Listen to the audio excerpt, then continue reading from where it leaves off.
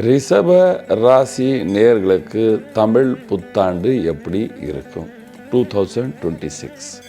பாருங்கள், தமிழ் புத்தாண்டு ஜனவரி மாதம் சூரியன் உச்சன். இந்த சூரியன் எங்கே உச்சமாகிறார்? 12வது பாவத்தில் உச்சமாகிறார். யார் கூட உச்சமாகிறார்? ராசியாதிபதி சுக்கிரனுடன் உச்சமாக இருக்கிறார். அதுக்கு என்ன அர்த்தம்? இந்த வருஷம் பொறுக்கும் போதே உங்களுக்கு செலவுகள், சுப செலவுகள், யாத்திரைகள் எல்லாம் இருந்து கொண்டே இருக்கும். 11வது பாவமும் 2ஆம் பாவமும் வலுவாக இருப்பதனால் ஜூன் மாதம் வரைக்கும் நல்லா சம்பாதிப்பீங்க. பேர் புகழ் இருக்கணும். கல்யாணம் ஆகாத ஆண் பெண்களுக்கு திருமணம் ஆகிறதுக்கு வாய்ப்புகள் உள்ளன. வியாபாரத்தில் நல்ல லாபத்தை பார்ப்பீங்க. இம்போர்ட் எக்ஸ்போர்ட் பண்ணுறவங்க கண்டிப்பாக நல்லா லாபத்தை பார்ப்பீங்க. ஆனால் 4 கிரக சேர்க்கை 5ஆம் பாவத்தில் பார்க்கிறது. 5ஆம் பாவம் என்று சொன்னால் மனிதனுடைய வயிற்றில் உஷ்ணம் அதிகமாகும், சிந்தனைகள் அதிகமாகும். தன்னுடைய வாரிசுக்காக ஏதாவது ஒரு சிந்தனை உங்கள் தலையில் ஓடிக்கொண்டே இருக்கும். என்ன செய்கிறது? அவன் படிப்பானா, படிக்க மாட்டானா? அதே நேரத்தில் கர்ப்பமாக இருக்கிற பெண்களுக்கு இந்த நேரம் ஏதாவது பிரச்சனை வருமா அப்படின்னு சிந்தனை. ஏன்னா 5 கிரகம் வயிற்றை பார்க்குது இல்லையா? 4 கிரகம் வயிற்றை பார்க்குது. இப்பொழுது 5ஆக இருந்தது, இப்போ 4ஆக போயிடுச்சு. அது கொஞ்சம் நாளில் தனித்தனியாக போயிடும். ஒரு 15 டேஸ் அந்த மாதிரி ஒரு மாதம் ஆகும்.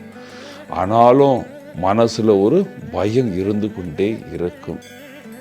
நீங்கள் அரசியலில் இருந்தால் இந்த வருஷம் உங்களுக்கு நல்ல பேர் புகழ் வசதி எல்லாம் இருக்கின்றது. புது இடத்துல போவீங்க, பெரிய பதவி கிடைக்கும், அதில் புகழும் இருக்கின்றது. ஜூன் மாதம் வரைக்கும் நல்ல சந்தோஷமாக இருப்பீர்கள். கலைஞராக இருக்கீங்க, ஆர்டிஸ்டாக இருக்கீங்க, புது வேலையை பார்ப்பீங்க, நல்ல லாபத்தை பார்ப்பீங்க, நல்ல அலங்காரத்தை பண்ணுவீங்க. 12ஆம் பாவத்தில் சுக்கிரன் இருக்கும் பொழுது என்ன சொல்லுதுன்னா, நீங்கள் நல்ல எல்லோரும் மேசராசி குழந்தையிலேருந்து வயதானவர் எல்லோரும் நல்லா அலங்காரம் பண்ணுவீங்க, நல்லா புது ஆடை அணிவீங்க. டல்லாக இருந்தவங்கெல்லாம் நல்லா ஷேவிங் என்ன பண்ணி டிப்டாப்பாக இருப்பீர்கள். நீங்கள் வேலைக்கு செல்கிற ஆண் பெண்ணாக இருந்தால் இந்த வருஷம் உங்களுக்கு நன்மை கொடுக்கும், புது வாய்ப்பு கொடுக்கும், ப்ரமோஷன் கொடுக்கும். ஸ்டூடெண்ட், இந்த வருஷம் நல்லா படிப்பீங்க, நல்ல ரிசல்ட் வரும். ஆனால் ஜூன் மாதத்துக்கு அப்புறம் ஏதாவது வெளிநாட்டு போகிறதோ, வீட்டில் நம்ம வாய் பேச்சினால் ஏதாவது விவாதம் வர்றதுக்கும் வாய்ப்புகள் உள்ளன.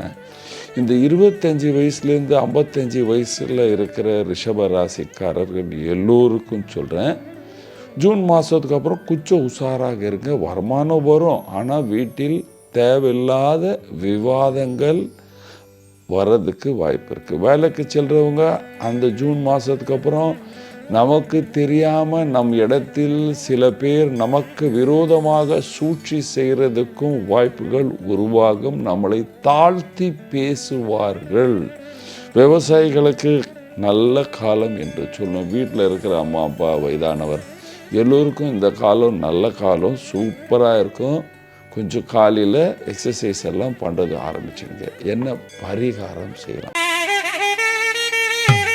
பரிகாரம் தசமயம் பரிகாரம் என்று சொல்லும் பொழுது துர்கை பரிகாரம் பண்ணுங்க. 2 மாதம் துர்கை கோயில் போகிறது எல்லாமே.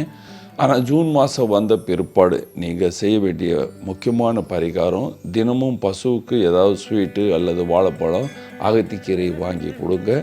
வியாழக்கிழமை தட்சிணாமூர்த்தேஸ்வர் கோயில் சென்று அங்கே பூஜை செய்து கொண்டு வந்தால் ரிஷபராசிக்காரர்களுக்கு இந்த ஆண்டு ரொம்ப விசேஷமாக நன்மை செய்யும். நன்றி, வணக்கம்.